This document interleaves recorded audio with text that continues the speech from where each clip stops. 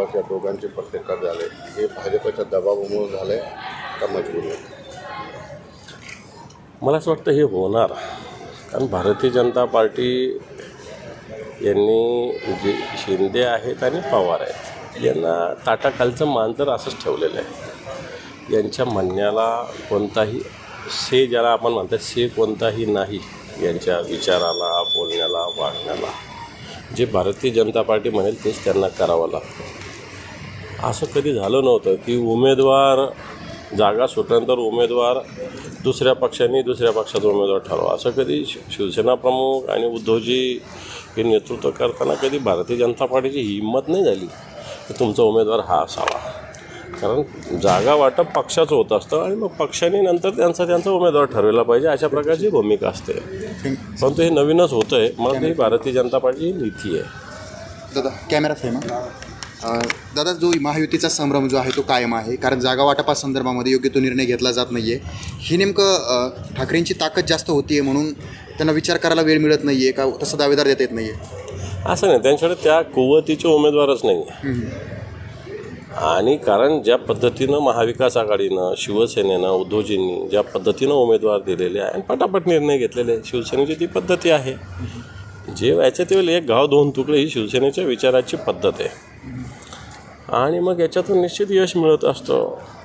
आज ज्या पद्धतीनं समोरच्याला, आता संभाजीनगर उमेदवारच भेटत नाही. पहिली गोष्ट कोणी लढायचं ठरत नाही, लढायचं ठरल्यानंतर उमेदवार भेटत नाही. हा का तो, तो का तो, तो का तो, असं 15 दिवसानं चालू आहे.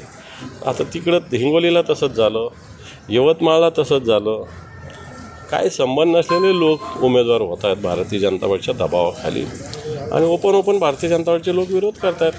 छत्रपती संभाजीनगरमध्ये शिंदे गटाचे जवळपास भुमरे निश्चित झालेले आहेत आणि आता तो प्रचार कार्यालयाच्या जागेसाठी शोधाशोध सुरू. कसं बघता? मी तुम्हाला सांगू, संदीपानजी भुमरे हे निवडणूक लढवणार नाहीत, हे मी तुम्हाला पूर्ण गॅरंटीनं सांगतो. मात्र दादा ते तर खूप उत्सुक होते, त्यांनी जोरदार तयारी केली होती, ते म्हणायचे मीच होणार खासदार. काही उत्सुक नाही, त्यांना त्यांच्या पालकमंत्री पदामध्ये फार प्रेम आहे, त्यांना काही. पण संदीपान भुमरे हे संभाजीनगरचे उमेदवार होणार नाहीत, मी तुम्हाला गॅरंटीनं सांगतो. दादा, तुम्ही जे ट्विट करता त्या ट्विटमध्ये खूप मोठे अर्थ असतात. आताचं एक जे ट्विट आहे त्यातही खूप मोठे अर्थ आहेत, काय सांगाल या मागचं कारण काय? ते बरोबर आहे ना, शिवसेनेत आम्ही काम करतो. शिवसेनेत एक स्वातंत्र्य आहे, बोलण्याचं स्वातंत्र्य आहे, वागण्याचं स्वातंत्र्य आहे, नेतृत्वाशी संवादाचं एक स्वातंत्र्य आहे. नेतृत्वाशी संवाद करता येतो, नेतृत्व ऐकतं. निर्णय काय होईल हा वेगळा प्रश्न आहे, पण गळचेपी नाही होऊ शकत शिवसेनेत.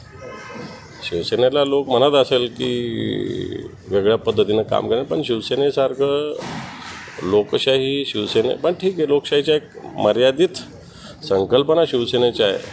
परंतु ज्या पद्धतीनं आज भारतीय जनता पार्टी एकनाथ शिंदेंच्या गटाचे उमेदवार बदलतात, याच्यावरून लक्षात येतं की या गटावर कोणाचं नियंत्रण आहे. हे जे सांगतात ना, आम्ही शिवसेना प्रमुखाची शिवसेना वाढवायला चाललो, आमचं तुमचं काही स्वतंत्र अस्तित्व नाही, हे याच्यातून स्पष्ट होतं. दादा, बच्चू कडू जेव्हा बोलताना म्हणतात की तुम्हाला घेरलं जाऊ शकतं, म्हणजे एकनाथ शिंदेंना भविष्यात घेरलं जाऊ शकतं भाजपकडून, हे काय वाटतं मला, भविष्य शकतं? घेरलं जाऊ शकतं नाही, घेरलेलंच आहे.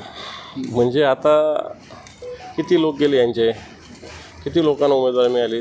तुमाने कटले रामटेकचे, बरोबर आहे, हेमंत पाटील कटले, भावना गवळी कटले, धैर्यशील मानेला विरोध करतातच आहे. ठाणे आणि कल्याण सहजासहजी त्यांना मिळत नाही आहे. रत्नागिरी, सिंधुदुर्ग त्यांना मिळत नाही आहे. रायगड त्यांनी मागण्याचा प्रयत्न केला, काय झालं? कोणतं यश मिळालं त्यांना? बिलकुल यश मिळालेलं नाही. बरं दादा, भविष्य काय असेल आता तुम्ही या चित्रपटामध्ये? शिंदेंचा पक्ष 2-4 महिन्याचा, विधानसभेपर्यंत हा पक्ष राहील असं मला वाटत नाही. Okay, thank you. एबीपी माझा, उघडा डोळे बघा नीट.